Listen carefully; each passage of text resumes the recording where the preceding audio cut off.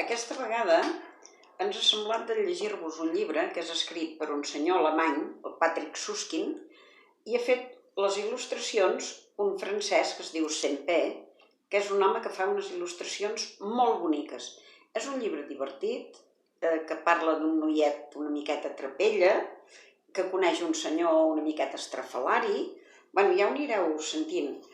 Els dibuixos que fa, aquí potser no els acabarem de veure prou bé, però són dibuixos fets a l'aquarel·la i, esclar, potser no s'aprecien, però són molt, molt bonics. Però l'important és la història, que ara us començarem a llegir.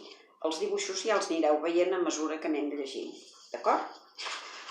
Comença i diu: quan jo encara m'enfilava als arbres, d'això ja fa molt temps, molts anys i molts decennis, amb prou feines feia més d'1 metre d'alçada, gastava sabates del número 28 i pesava tan poc que podia volar.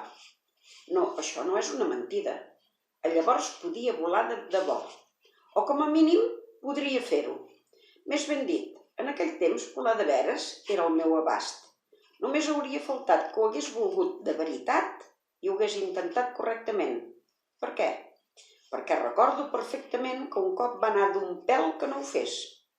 Això passava a la tardor del primer any d'anar a estudi. Mentre feia el camí de l'escola a casa, bufava un vent tan fort que, sense obrir els braços i inclinant el cos com ho fan els que fan salts amb esquís, em podia repenjar contra el vent. I podia anar-me inclinant cada cop més sense caure. I quan una mica més tard vaig arrencar a córrer prat avall, és que l'escola era al capdamunt d'una muntanyeta dels voltants del poble, em vaig aixecar una miqueta del terra. Vaig obrir els braços i el vent m'alçà i, sense esforçar-m'hi gaire, podia fer salts d'una alçada de 2 o 3 metres i d'una llargada de 10 o 12. Potser no eren tan alts ni tan llargs, però tant se val. Sigui com vulgui, gairebé vaig volar. I només que m'hagués descordat l'abric i amb els braços ben oberts m'hagués agafat les dues meitats, com els ocells, el vent m'hauria aixecat del tot i amb la més gran lleugeresa m'hauria empès pendent avall fins al bosc. Després l'hauria sobrevolat fins ben lluny, fins ben avall, fins al llac a la riba del qual hi havia casa nostra. I un cop allà, provocant la sorpresa infinita del pare, la mare, la germana i el germà, que per volar ja eren massa grans i pesaven massa, hauria pres un revolt ben elegant per sobre del jardí que m'hauria permès de sobrevolar el llac fins a l'altra riba. Al final, hauria deixat que el vent em portés tranquil·lament cap a casa, on hauria entrat poc abans de dinar. Però no m'havia descordat l'abric i no vaig volar de debò. La causa no va ser que hagués tingut por de volar.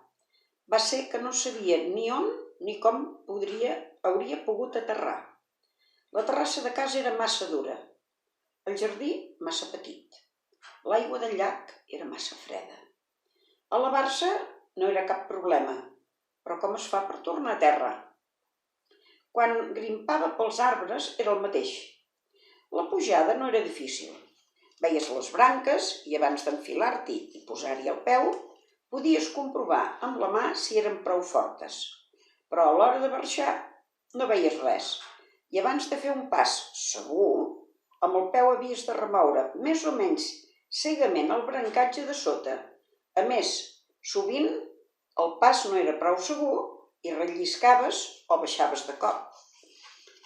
I si no haguessis estat ben agafat a una branca amb totes dues mans, hauries caigut al terra com una pedra, seguint les anomenades lleis de la caiguda que Galileu Galilei, el científic italià, havia descobert ja feia gairebé 400 anys i que avui encara serveixen.